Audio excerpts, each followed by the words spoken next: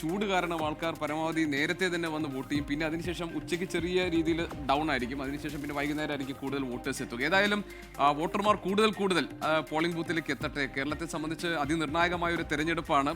ആളുകളുടെ മുന്നിൽ ഒരു ഭരണമാറ്റമാണോ ഭരണ തുടർച്ചയാണോ വേണ്ടതെന്ന് ജനങ്ങൾ തീരുമാനിക്കുന്ന ഒരു തെരഞ്ഞെടുപ്പായി ഇത് മാറിയിരിക്കുന്നു. കേരളത്തിലെ വിധിയെഴുത്ത് ആ നിലയിൽ ശ്രദ്ധേയമായ ഒന്നായി മാറുകയാണ്. നമുക്ക് വിനേഷ് കുമാർ നമ്മളോടൊപ്പം ചേരുന്നുണ്ട് കഴക്കൂട്ടത്ത് നിന്ന്. Vinesh, good morning Vinesh. ഈ തിരുവനന്തപുരം കഴക്കൂട്ടം ഇതുപോലെ തന്നെ നമ്മൾ നേരത്തെ വട്ടിയൂർക്കാവിൻ്റെ കാര്യം പറഞ്ഞതുപോലെ തന്നെ ശക്തമായ ഒരു ത്രികോണപ്പോര് നടക്കുന്ന മണ്ഡലമാണ്.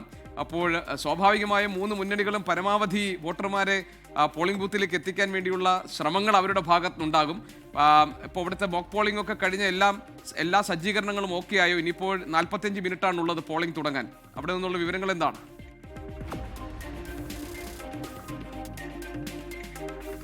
GK അസ്ത, ഗുഡ് മോർണിംഗ്. എന്തായാലും മോക്ക് പോളിംഗ് ഇപ്പോഴും ഇവിടെ പുരോഗമിക്കുന്നു എന്നുള്ളതാണ്. ഇപ്പോൾ അതിൻ്റെ ബീപ്പ് ശബ്ദം നമുക്ക് ഇടയ്ക്കിടയ്ക്ക് കേൾക്കാമായിരുന്നു.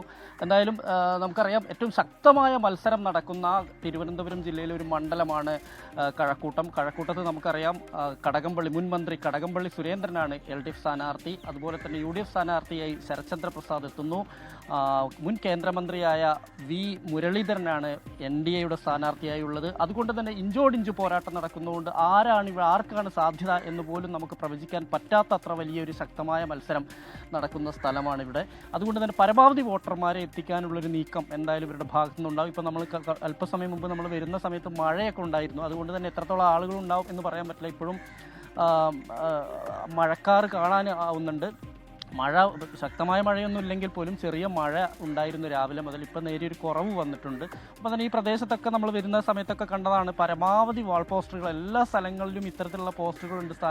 മൂന്ന് സ്ഥാനാർത്ഥികളുടെ പോസ്റ്ററുകളും വരുന്ന വഴികളിലെല്ലാം തന്നെ നഗരത്തിലുള്ളതിനേക്കാൾ കൂടുതൽ ഈ കഴക്കൂട്ടം മണ്ഡലത്തിൽ നമുക്ക് കാണാൻ കഴിയുന്നുണ്ട്. കാരണം അത്രത്തോളം വാശിയേറിയ മത്സരമാണ്. മുന്നണികളെല്ലാം തന്നെ മത്സരിച്ച് ഇവിടെ വോട്ടർമാരെ എത്തിക്കാനുള്ളൊരു നീക്കമുണ്ട്. അതുപോലെ തന്നെ തെരഞ്ഞെടുപ്പ് കമ്മീഷൻ്റെ ഇവിടുത്തെ ചീഫ് ഇലക്ടറൽ ഓഫീസറെല്ലാം ഇടപെട്ടുകൊണ്ട് കൂടുതൽ പുതിയ തലമുറയുള്ള ആളുകളെ കൂടുതൽ പോളിംഗ് ബൂത്തിൽ എത്തിക്കാനുള്ള നടപടികളാവുന്നു. അത്തരത്തിലുള്ള പരിശീലനങ്ങളും ബോധവൽക്കരണങ്ങളും നടക്കുന്നുണ്ട്. അതുകൊണ്ട് തന്നെ എത്രത്തോളം ആളുകൾ വരും, പരമാവധി ഒരു 90% ആളുകളെ വോട്ട് ചെയ്യിപ്പിക്കണം എന്നത് ഉൾപ്പെടെയുള്ളതാണ് നമുക്കറിയാം മുഖ്യ തെരഞ്ഞെടുപ്പ് കമ്മീഷണറുടെയും മുഖ്യ തെരഞ്ഞെടുപ്പ് ഓഫീസറുടെയൊക്കെ ചുമതല. അത്തരത്തിലുള്ളൊരു നീക്കം തന്നെ നടന്നുകൊണ്ടിരിക്കുന്നുണ്ട്. എന്തായാലും ഞാനിപ്പോൾ ഉള്ളത് ഈ കരിക്കകം എന്ന് പറയുന്ന സ്ഥലത്തെ SNDP ഹാൾ ബൂത്തിലാണുള്ളത്.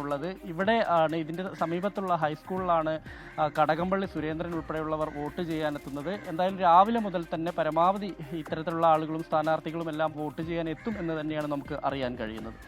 GK അസിത.